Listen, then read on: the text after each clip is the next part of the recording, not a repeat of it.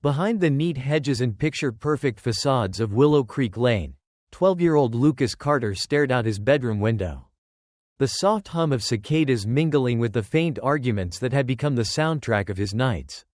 The glow-in-the-dark stars on his ceiling, once a comforting reminder of his mother's warmth, now seemed like distant, unreachable beacons. Downstairs, his stepfather, Richard Benson, was in another one of his rages. Lucas didn't need to strain to hear his booming voice punctuated by sharp thuds. It was the same routine, Richard's simmering anger erupting into violence. His mother, Anna, trying to placate him, and Lucas, frozen in his small room, clutching his pillow tightly against his chest. "You think I don't notice the way you're always talking to him?" Richard's voice sliced through the night, dripping with venom, bringing cookies to the neighbor, smiling at him over the fence. "Do you think I'm stupid? He's just a kind man." "Richard," Anna replied, her voice trembling but trying to hold firm. "Henry has been nothing but a good neighbor. Don't interrupt me." The sound of a fist slamming against the counter echoed through the house.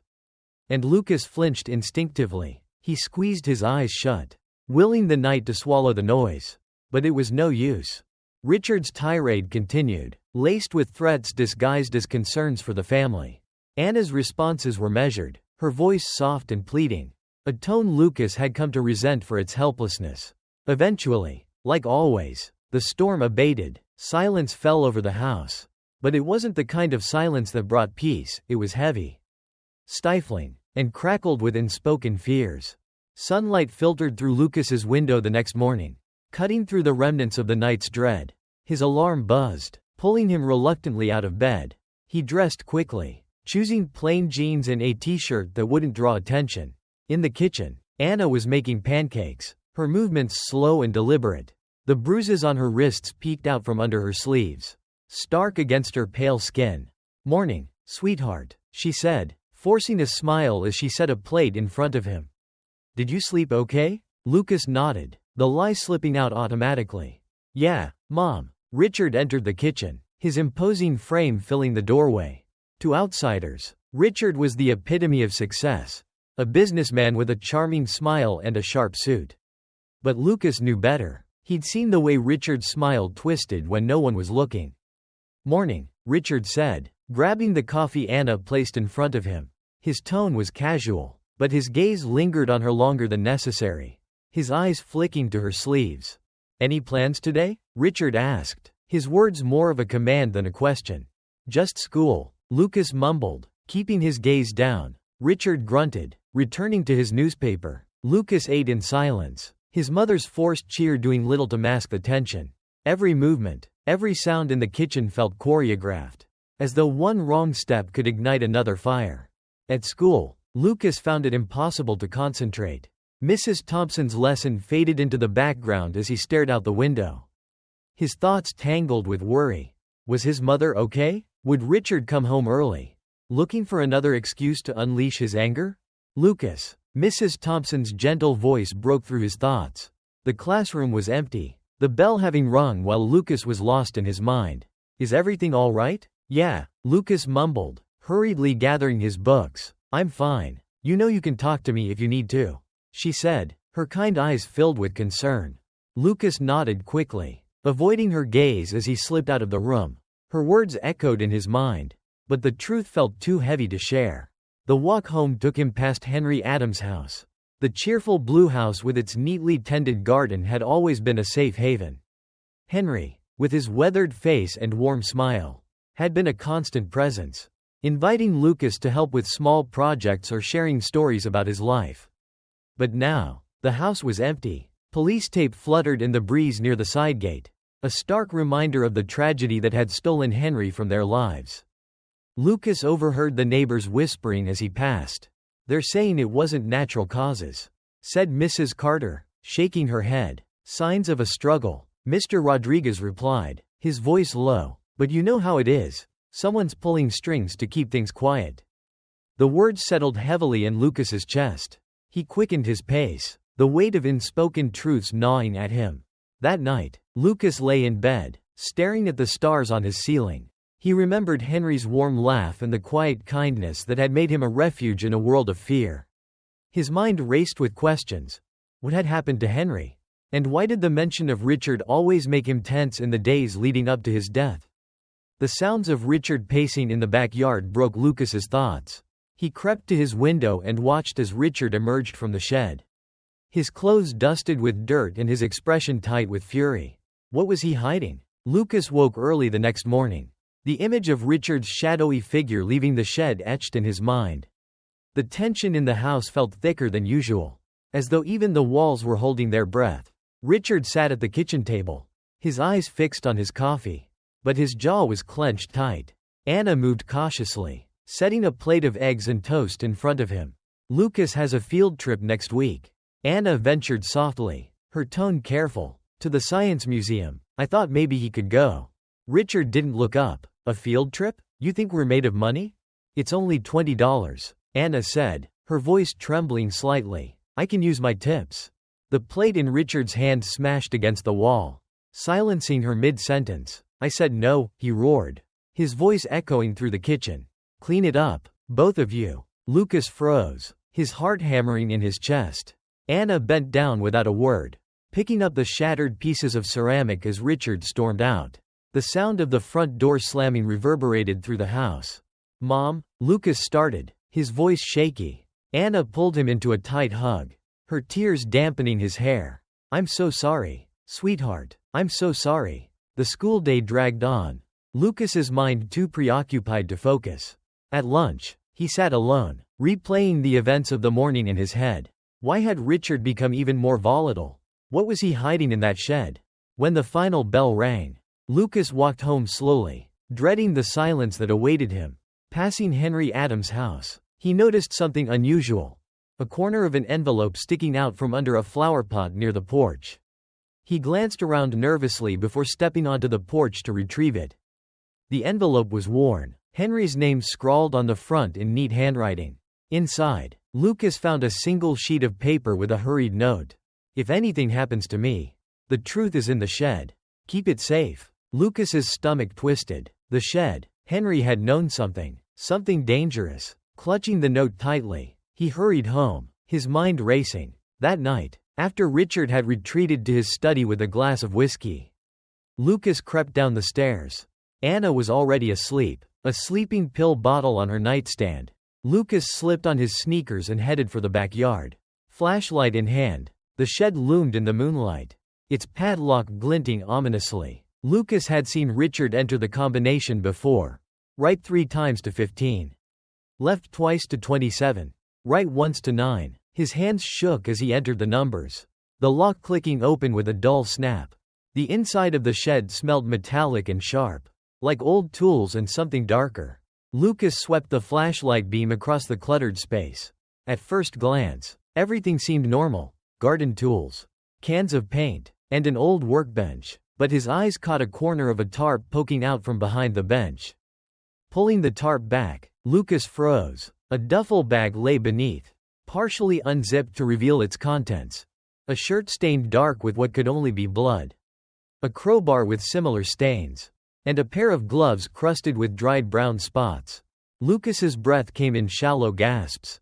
This was it, the truth Henry had tried to protect. The proof that Richard had killed him. A car door slammed in the distance, and Lucas's heart leapt into his throat. He scrambled to replace the tarp and relock the shed, his hands trembling so badly he almost dropped the lock. He bolted back to his room, his mind spinning with fear and the horrifying certainty of what he had just uncovered. The next morning, Lucas could barely touch his breakfast, his appetite replaced by a gnawing dread. Richard's eyes lingered on him longer than usual, as though he could sense something was wrong. You're quiet, Richard said, his tone deceptively casual. Something on your mind? Lucas shook his head quickly, forcing down a bite of toast. Just a math test, he mumbled. Richard's gaze lingered for a moment before he grunted and returned to his coffee. But Lucas knew the man wasn't fooled. After Richard left for work, Lucas found Anna in the kitchen, washing dishes. He pulled the blood-stained note from his pocket and handed it to her. Mom, he whispered, we need to talk about the shed. Anna's hands stilled, soap suds dripping from her fingers as she read the note. Her face went pale, her eyes wide with fear. Lucas, no, she whispered, we just can't. But he killed Mr. Adams. Mom, Lucas said, his voice cracking. I saw it. The proof. It's in the shed. Anna grabbed his arm, her voice low and trembling. You don't understand. Richard has connections. Friends in the police department. We tried to leave before. Remember? And he found us. Lucas's mind flashed back to that terrible time, the hurried packing, the whispered promises, the long drive to Aunt Karen's house. And then Richard showing up days later. His face calm for the neighbors but his eyes blazing with fury. The weeks that followed had been some of the worst. But, Mom, we can't just. Please, Lucas. Anna interrupted, tears spilling down her cheeks. For now, just stay quiet. I'll think of something. I promise. That night, Lucas lay in bed, staring at the stars on his ceiling. Anna's words played over and over in his mind, but they did little to calm the storm inside him. Richard had killed Henry. He was sure of it. And if they didn't act, who knew what Richard might do next? The truth was too dangerous to keep hidden. Lucas made a silent vow to himself and to Henry. He would find a way to expose Richard, no matter the cost. As the wind rattled the windows and shadows danced on the walls, Lucas felt a flicker of something he hadn't felt in a long time: determination. Richard's reign of terror wasn't going to last forever. Not if Lucas had anything to say about it. The morning sunlight did little to ease the weight on Lucas's shoulders as he walked to school. The note from Henry Adams and the horrifying discovery in the shed played on a loop in his mind. His mother's warning to stay quiet warred with the urgency he felt to act. If they waited too long, Richard would find a way to cover his tracks. Lucas was sure of it. At school, Mrs. Thompson's voice once again faded into the background. Lucas stared out the window, his thoughts racing. Henry's note had been clear. The truth is in the shed. But was that the only place it was hidden? Henry had been a careful man. Surely he wouldn't put all his evidence in one vulnerable spot. There had to be more. A backup he could find. Lucas? Mrs. Thompson's voice snapped him back to the present. The classroom was empty except for her. Her gaze filled with concern. The bell rang 5 minutes ago. Are you feeling all right? Lucas hesitated. Part of him wanted to spill everything, to let the words tumble out in the safety of her kind presence. But another part, the part conditioned by years of Richard's control, kept his mouth shut. I'm fine, he mumbled, gathering his books. Just tired. Mrs. Thompson didn't look convinced. But she didn't press further. My door is always open if you need to talk, she said softly as Lucas hurried out. The walk home was slow. Lucas dragging his feet as he passed Henry's house. The blue siding, the well-tended garden. Everything about it reminded Lucas of the kind neighbor who had once offered him an escape. Even if just for an afternoon. The police tape fluttering near the gate was a stark reminder of the tragedy that had unfolded there. Lucas, a voice called, pulling him from his thoughts. He turned to see Mike Sanders, his best friend, jogging up the sidewalk. Mike was the kind of kid who always had a joke ready. His easygoing nature a balm against Lucas's heavier world. You okay, man? You've been off lately, Mike said, falling into step beside him. Lucas hesitated, telling Mike wasn't part of the plan, if there even was a plan. But the weight of his secret felt too heavy to carry alone. Can I tell you something? Lucas asked, glancing around to make sure they were alone. Mike's expression grew serious. Of course. Lucas took a deep breath, then told Mike everything. Richard's temper, the note from Henry, the evidence in the shed. By the time he finished, Mike's jaw was slack. Dude, Mike finally said, his voice barely above a whisper. This is serious. Like, movie-level serious. Yeah, I know, Lucas replied, but I don't know what to do.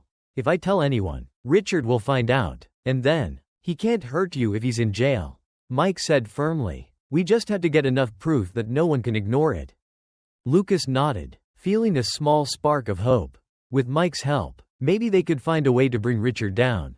That evening, Lucas sat at the kitchen table, pretending to do homework as Richard paced the living room.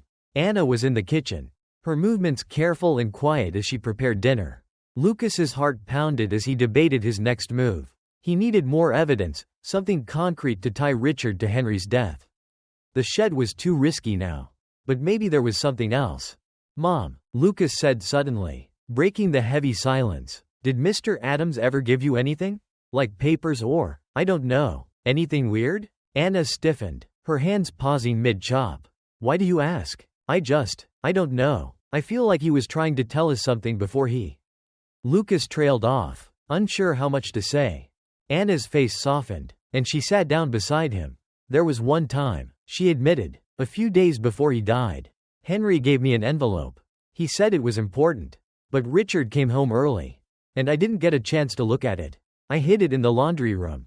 But when I went back, it was gone. Lucas's stomach sank. Richard must have found it. Do you remember what was in it? He pressed. Anna shook her head. I'm sorry, sweetheart. I was too scared to open it. That night, after Richard had gone to bed, Lucas sat in his room, staring at his glow-in-the-dark stars. The weight of their situation pressed down on him. But Mike's words echoed in his mind. We just had to get enough proof. He slipped out of bed, moving quietly to the kitchen where Anna was sitting with a cup of tea. Mom, he whispered, I'm going to look in the shed again. No, Anna said sharply, her eyes wide with fear. Lucas, it's too dangerous. If Richard catches you, I'll be careful, he insisted. But we can't wait. Mom, we need to stop him. Anna hesitated, fear and determination warring on her face. Finally, she nodded. Okay, but be quick. Lucas slipped into the backyard, the cool night air chilling his skin. The shed stood in the moonlight, its padlock gleaming ominously. He entered the combination with trembling fingers, his heart pounding as the lock clicked open. Inside, the tarp was exactly as he'd left it, but Lucas knew he needed to look deeper.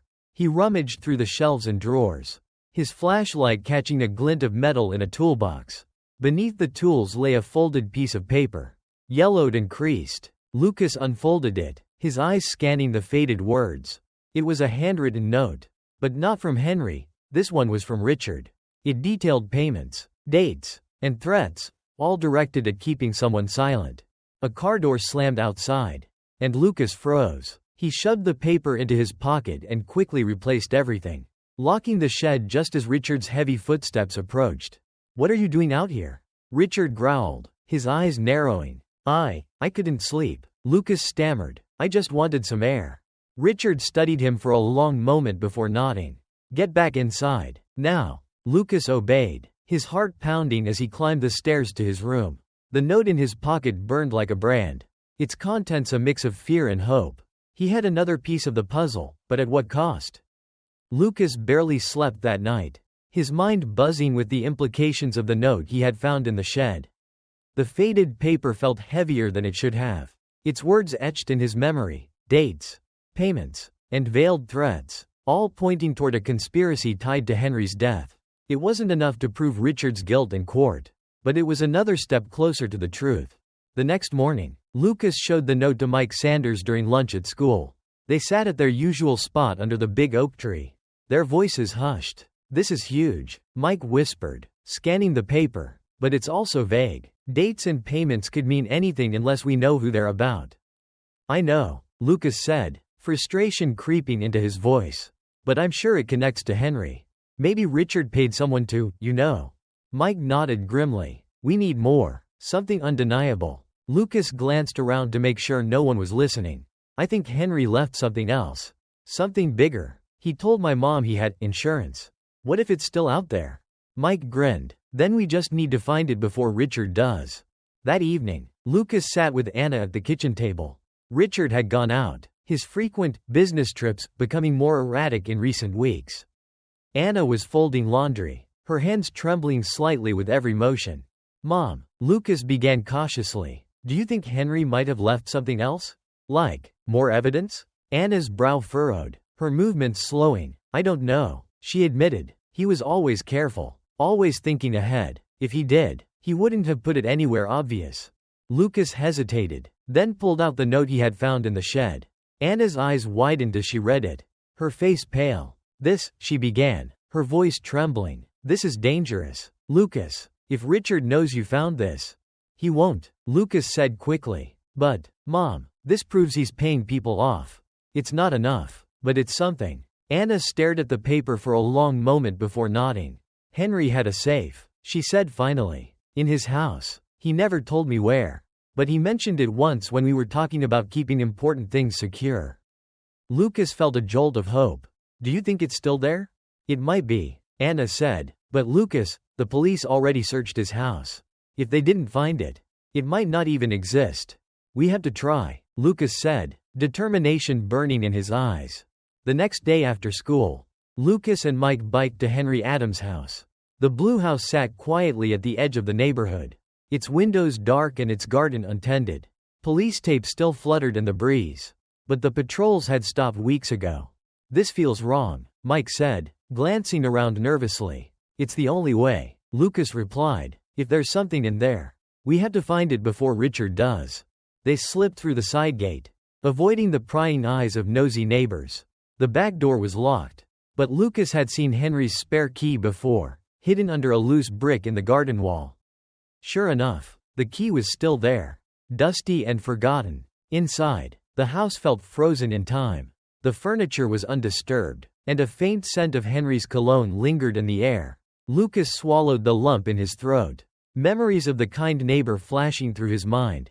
Where would he hide a safe? Mike asked, his voice low. Somewhere no one would think to look. Lucas replied. They searched the living room, the study, even the kitchen, but found nothing. Frustration gnawed at Lucas as he leaned against the workshop's old fireplace, his fingers brushing over the bricks. Wait, he said, standing up straight. What if? He pushed against one of the bricks, and it shifted slightly. Excitement surged through him as he pried it loose, revealing a small cavity behind it. Inside was a black metal box, its surface scratched but intact.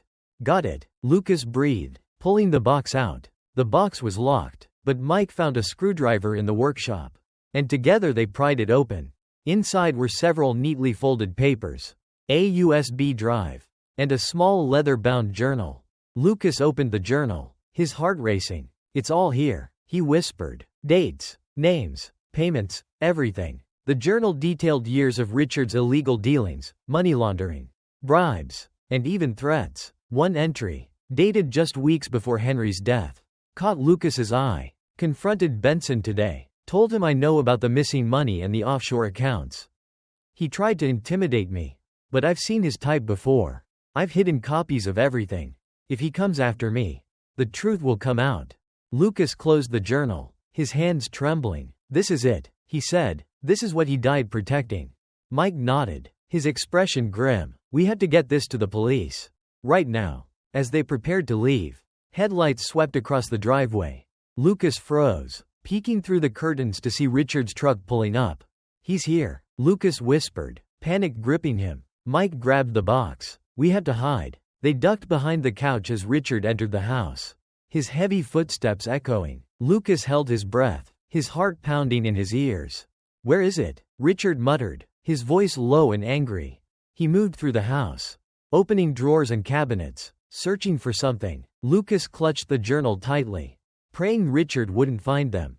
After what felt like an eternity, Richard's footsteps moved toward the front door. Damn it, he growled before slamming the door behind him. Lucas and Mike waited several minutes before emerging from their hiding spot.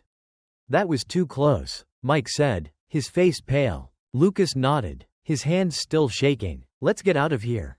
That night, Lucas and Mike handed the box over to Lucas's mother.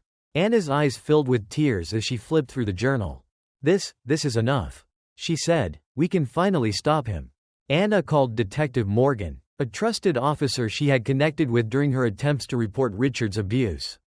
Morgan arrived within the hour, her face serious as she examined the evidence. This is solid, Morgan said. With this, we can bring him in. But Lucas, if he finds out you were involved, I don't care, Lucas said firmly. He has to pay for what he's done. Morgan nodded, her respect for the boy evident. We'll move quickly, she promised, but you need to be careful. He's going to realize we're closing in. As the detective left, Lucas felt a flicker of hope. For the first time, it felt like they were no longer powerless. The walls Richard had built around them were beginning to crumble. The morning after handing over the evidence, Lucas awoke to the sound of hushed voices downstairs, creeping to the top of the staircase.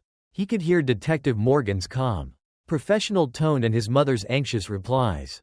This is good, Anna, Morgan said. The ledger, the journal, it's all damning. But you need to prepare for what comes next. Richard won't go down quietly. Do you think he knows yet? Anna asked, her voice trembling. Morgan sighed. If he doesn't, he will soon. He has too many people watching out for him. My team is moving fast to secure a warrant. But until we do, you and Lucas need to lay low. Don't let him see anything out of the ordinary. Lucas tiptoed back to his room, his chest tight. The thought of staying silent, of pretending everything was normal while Richard prowled through their lives, made him feel sick. But Morgan was right. They had to be careful. One wrong move, and Richard would retaliate. The day passed in a haze of tension. Richard came home from work early, his mood darker than usual. Lucas sat at the kitchen table, pretending to do homework, while Anna quietly prepared dinner. You've been acting strange, Richard said suddenly, his sharp gaze fixing on Anna. What are you hiding? Anna froze for a fraction of a second before forcing a laugh. Hiding? What would I be hiding? Richard? Richard leaned back in his chair, his eyes narrowing. Don't play dumb, Anna. I can tell when you're lying. Lucas clenched his fists under the table, his heart pounding as Richard stood and loomed over Anna. The moment stretched unbearably before Richard finally turned away, muttering, "Just remember who you belong to." Anna's shoulders sagged with relief, but Lucas could see the fear in her eyes. They couldn't keep living like this. That night, after Richard had gone to bed, Anna entered Lucas's room. She closed the door behind her, her face pale and drawn. Detective Morgan called. She whispered, "They're moving on Richard tomorrow morning. She said we need to be ready. Just in case. In case he finds out first." Lucas finished, his stomach sinking. Anna nodded. "We have to be careful. Lucas, if he even suspects." "He already does," Lucas said. "He's watching us, waiting for us to slip up." Anna sat on the edge of his bed, tears brimming in her eyes. "I should have done more to protect you. I should have left years ago." Lucas took her hand, his voice steady despite the fear coursing through him. "You did what you could, Mom, and now we're doing something about it.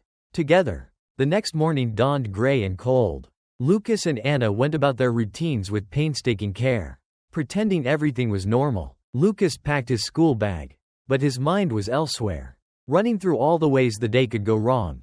Richard sat at the breakfast table, his presence like a dark cloud over the house. He barely spoke, his eyes darting between Lucas and Anna as though trying to read their thoughts.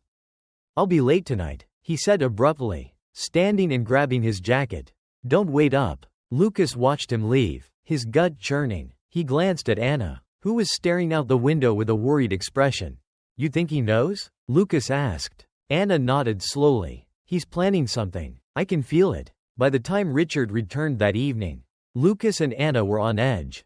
Anna had moved the small box containing Henry's evidence to a hidden spot in the attic, and Lucas had double-checked the locks on the windows and doors. Richard entered the house with a slam of the door, his face a mask of fury. Lucas and Anna were in the living room, pretending to watch TV, but Richard's presence shattered the illusion of normalcy. "Where is it?" Richard demanded, his voice low and dangerous. Anna turned to him, feigning confusion. "Where is what?" Richard took a step closer, his eyes blazing. "Don't play games with me. Anna, I know you've been talking to the cops. I know you're hiding something." Lucas's heart raced as Richard advanced on Anna, his hands clenched into fists. "You think you can betray me and get away with it?" he snarled. "Back off," Lucas shouted, stepping between them. His voice wavered, but his stance was firm. Richard's eyes flicked to Lucas, and a cruel smile spread across his face. "Look at you," he sneered, trying to play the hero. "Leave her alone," Lucas said, his fists clenched at his sides. "You don't scare me anymore." Richard laughed, the sound cold and hollow. "You should be scared. Boy, you have no idea what I'm capable of." Before Richard could take another step, the sound of sirens filled the air. Red and blue lights flashed outside the windows, and a voice boomed through a loudspeaker. "Richard Benson, come out with your hands up." Richard's face twisted in rage and panic. "You called them," he hissed, glaring at Anna. Anna stood tall, her fear replaced by resolve. "You're done, Richard. It's over." Richard lunged toward her, but Lucas grabbed a heavy lamp from the table and swung it, catching Richard in the side. The man stumbled, giving Anna just enough time to grab Lucas and pull him toward the door. Police officers burst into the house, their weapons drawn. Richard froze, his hands halfway raised, his face a mask of fury. "This is a setup," he shouted. "They're lying." Detective Morgan stepped forward, her expression cold. "We have the evidence. Benson, it's over." As Richard was led away in handcuffs, Lucas and Anna stood together on the porch, watching the storm finally pass. For the first time in years, the weight that had hung over their lives was lifted. Morgan approached them, her tone softer now. "You're safe," she said. "We'll make sure of it." Anna nodded, tears streaming down her face. "Thank you," she whispered. Lucas looked up at the sky, the stars shining brightly above them. For the first time, they didn't feel so far away. The morning after Richard Benson was arrested, Lucas woke to a house that felt unfamiliar in its silence. For the first time in years, there was no heavy presence looming over them, no threat of an angry voice or the sound of fists pounding on the table. It felt surreal. Anna sat at the kitchen table, a steaming cup of tea cradled in her hands. Her face was pale but calm, the tension that had etched lines into her features for so long now beginning to ease. She looked up as Lucas entered, offering him a small, tentative smile. "Good morning, sweetheart," she said, her voice soft but steady. "Morning," Lucas replied, grabbing a bowl of cereal. He sat across from her, the quiet between them warm instead of oppressive. Anna reached across the table, placing a hand on his. "We did it," she said, her voice cracking. "We're free." Detective Morgan visited later that day to update them on the case. Lucas and Anna listened as she detailed the charges piling up against Richard: domestic violence, murder, money laundering, witness tampering. The evidence they had collected, Henry's journal, the ledger, the note Lucas had found in the shed, was airtight. "He's not getting out," Morgan assured them. "The judge has already denied bail. His network of allies is crumbling. And people are talking. We're piecing together the full scope of his crimes." Anna let out a shaky breath. "What about us? Are we safe?" Morgan hesitated, then nodded. "We're keeping you under protective surveillance for now. But the immediate threat is gone. Richard can't hurt you anymore." Lucas felt a wave of relief wash over him, but it was tempered by a lingering fear. "What about his friends?" he asked. "The people who helped him?" "We're rooting them out," Morgan said firmly. "And Henry Adams made sure we had everything we needed to take them down. His work is going to change lives." A week later, Lucas and Anna attended a memorial service for Henry Adams, organized by the neighborhood. The Blue House, now empty, had become a symbol of Henry's quiet courage. Friends, neighbors, and even strangers gathered in the garden, sharing stories of how Henry had touched their lives. When it was Lucas's turn to speak, he stood nervously at the small podium. The crowd's eyes felt heavy on him, but he took a deep breath, remembering Henry's kind smile and the strength he had shown. "Henry Adams was more than a neighbor to us," Lucas began. "He was a friend, a protector, and a hero. He saw the truth when others didn't.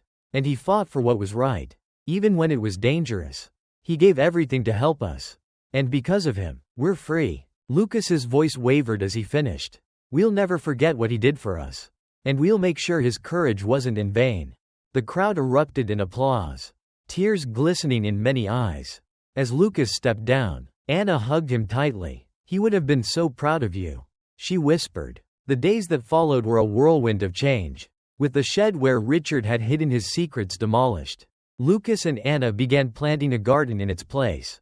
It was Anna's idea, inspired by the flowers and vegetables Henry had loved to tend. Together, they chose bright, cheerful blooms, marigolds, sunflowers, daisies, and rows of tomatoes and sweet peas. Neighbors began to stop by, offering plants, seeds, and help. For the first time, the community felt connected, unified by the shared goal of healing and renewal. "This is what he would have wanted," Anna said one afternoon, wiping dirt from her hands as she stood back to admire their progress. "Something beautiful growing where there was once only darkness." At school, Lucas found himself drawn to helping other kids who seemed to be struggling. He noticed a younger boy sitting alone at lunch, and invited him to join his table. The boy, timid at first, slowly opened up about his own difficulties at home. "You're really good at this," Mrs. Thompson told Lucas one afternoon. "You've been through so much. But you use that experience to help others. Have you thought about joining the peer counseling program?" Lucas hadn't, but the idea stuck with him. That evening, he told Anna about it. "I think I want to help people," he said. "Kids like me who feel trapped." I want them to know they're not alone." Anna's eyes filled with tears. "That's a beautiful dream, Lucas, and I know you'll make it happen." 1 month after Richard's arrest, Lucas and Anna sat in the front row of the courtroom as the jury delivered their verdict. The charges were read one by one: murder, conspiracy, domestic violence, and each was followed by a firm declaration: guilty. Richard sat silently, his face a mask of anger and defeat. For years, he had wielded power over their lives. But now, that power was gone, as the judge handed down a life sentence without the possibility of parole. Lucas felt a weight lift from his chest. It was over, truly over. The years that followed were filled with growth and healing. Lucas joined the peer counseling program at school, eventually becoming a mentor to younger students. His story inspired others to speak out, to fight back against the darkness in their lives. Anna went back to school, earning a degree in accounting. She started volunteering at a domestic violence shelter, helping women rebuild their lives just as she had rebuilt hers. Their garden flourished, becoming a symbol of hope and resilience for the community. Every spring, the flowers bloomed in bright, joyful colors, a reminder of Henry Adams's sacrifice and the strength they had found in his legacy. On the 3rd anniversary of Richard's arrest, Lucas and Anna hosted a community event in the garden. Neighbors, friends, and even strangers came to celebrate the progress they had made together. As the sun set, Lucas stood by the maple tree they had planted in Henry's honor, his mother by his side. "Do you think he knows?" Lucas asked quietly, looking at the stars. Anna smiled, her gaze soft. "I think he does, and I think he's proud." As the lanterns they had lit rose into the night sky, Lucas felt a profound sense of peace. They had survived the worst of storms and emerged stronger, their bond unbreakable. And now, their future was bright with possibility, a future Henry had believed in and fought for. The aftermath of Richard's conviction rippled far beyond the Carter family. Detective Morgan and her team continued dismantling the web of corruption Richard had carefully constructed over the years. With each arrest, Lucas and Anna felt a little safer, the shadows of their past growing fainter. "Did you hear about Officer Turner?" Anna said one morning, setting down her cup of coffee. "He was arrested yesterday." Lucas looked up from his homework. "Turner? One of Richard's friends?" Anna nodded. "Apparently, he tried to cover up some of Richard's dealings years ago. They're finally catching up to everyone who helped him." Lucas leaned back in his chair, a satisfied smile tugging at his lips. "Good. They deserve it." The news of Turner's arrest was followed by others: business associates, police officers, even local politicians who had accepted bribes or turned a blind eye to Richard's crimes. Henry Adams's evidence had become the cornerstone of a sweeping investigation that changed the town of Willow Creek forever. The Carter family's garden, once a quiet corner of renewal, became a gathering place for the neighborhood. On weekends, neighbors brought their children to help plant vegetables and flowers, turning the space into a shared project. It was Henry's legacy made tangible, a living symbol of what could grow when people stood together against darkness. One afternoon, as Lucas was weeding a patch of marigolds, an elderly woman approached him. She introduced herself as Mrs. Alden, a retired teacher who had lived in the neighborhood for decades. "I just wanted to thank you," she said, her voice trembling, "for standing up to him, for making this place safe again. Henry would be so proud." Lucas smiled, brushing dirt from his hands. "He's the one who showed me how to fight. I'm just finishing what he started." Mrs. Alden nodded, her eyes glistening. "Well, you've done more than that. You've given all of us hope." By the time Lucas entered high school, he had fully embraced his role as a peer counselor. He worked with students who were struggling with difficult home lives, drawing on his own experiences to help them find their voices. One student, a shy girl named Sophia, reminded Lucas of himself. She rarely spoke in their sessions, but her bruises and downcast eyes told a story he knew too well. "You're stronger than you think," Lucas told her one day. "And you don't have to do this alone. There are people who care about you, people who want to help." Sophia looked at him, her eyes filling with tears. "How do you know?" she whispered. Lucas smiled gently. "Because I was where you are, and someone helped me see the truth." Sophia eventually found the courage to speak out, her story leading to an investigation that freed her and her mother from their own nightmare. Lucas felt a deep sense of fulfillment, knowing he had played a part in their escape. On the 5th anniversary of Henry's death, Anna and Lucas hosted a memorial in the garden.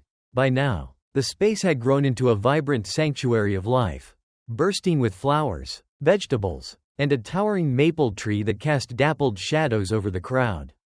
The event was both a tribute to Henry and a celebration of the community's resilience.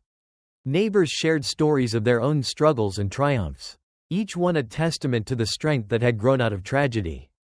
Lucas stood by the maple tree, addressing the crowd with a confidence that had grown over the years. Henry Adams believed in the power of truth. He said, he believed that no matter how strong the darkness seems, it can't withstand the light. This garden is proof of that. It's proof that we can grow, heal, and thrive, even after the worst storms. The crowd erupted into applause, their faces lit with hope. Lucas felt a deep sense of connection, not just to the people around him but to Henry, whose courage had set all of this in motion. As the years passed, the Carters' lives continued to blossom. Anna started her own accounting business, using her skills to help others regain control of their finances. Lucas pursued a degree in social work, determined to make a career out of helping families like his own. But no matter how far life took them, the garden remained their anchor. It was where they went to reflect, to celebrate, and to remember. One evening, as the sun dipped below the horizon, Anna and Lucas stood beneath the maple tree. Fireflies flickered in the twilight, their soft glow a reminder of the light they had found in the darkest times.